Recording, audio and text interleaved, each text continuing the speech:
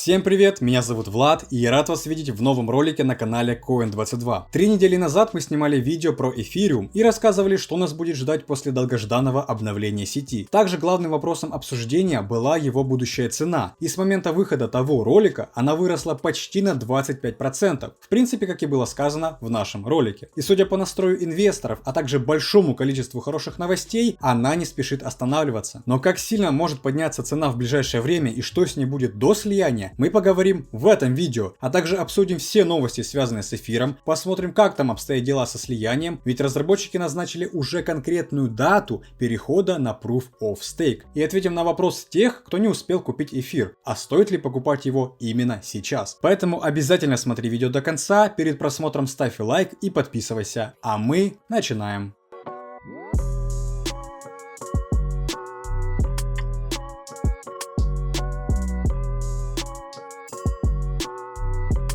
За прошлую неделю было очень много интересных новостей от Ethereum, но давайте, как говорится, по порядку. Первое, что я бы хотел обсудить, это то, что сеть Ethereum уже практически на 100% готова к переходу на POS, что демонстрирует нам успешное тестовое слияние сетей Ropsten, Sepolia и Georly. Понимаю, что это вам ни о чем не говорит. Простыми словами, разработчики Ethereum перед основным слиянием делали большое количество тестовых запусков, чтобы понимать, с чем они имеют дело и какие могут быть трудности в будущем. Так вот, тестовая сеть Georly была предпоследняя, которая должна была пройти испытание. Конечно же, она его успешно прошла и теперь полноценно работает на POS. В принципе, как и в будущем будет работать основная сеть Ethereum. После этой новости, а также на общем фоне рынка, цена эфира, конечно же, немного выросла и дала большие надежды на заветную отметку в $2000, которую мы видели в конце этой весны. Этот успешный тест дал уверенности не только цене, но и команде разработчиков вместе с комьюнити, которые на протяжении практически 5 лет ждут этого события. Ведь сейчас растет уверенность в том, что долгожданное слияние основной сети Ethereum пройдет без каких-либо проблем. И как заявил Бейка, произойдет это 19 сентября. Но все может произойти куда быстрее, ведь на днях разработчики объявили уже новую приблизительную дату слияния на 15-16 сентября. Дата слияния основной сети Ethereum стала известна после того, как основные разработчики, такие как Тим Бейка и соучредитель Prismatic Labs Теренс Цао, согласились в четверг, что это будет, когда показатель общей терминальной сложности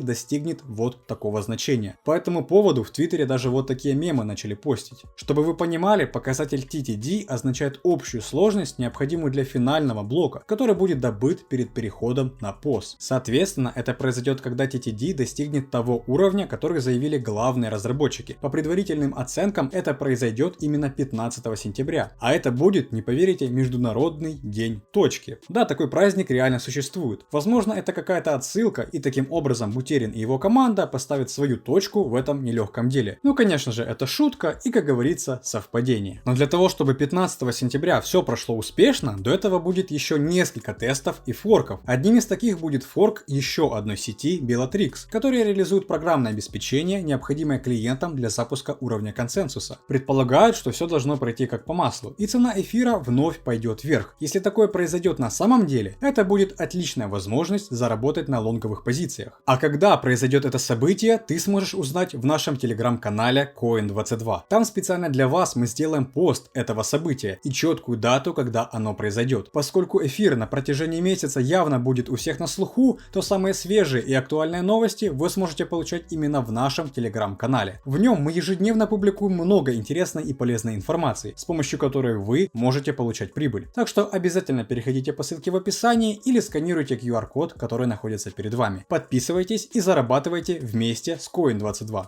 На данный момент, когда эфириум привлекает все больше внимания из-за слияния, он чувствует себя максимально уверенно, и от этого количество положительных новостей только увеличивается. Одной из таких является внимание со стороны крупных инвестиционных фондов. По отчетам CoinShares, эфириум получил приток финансирования на общую сумму $16 миллионов, а за 7-дневный период было получено около $159 миллионов.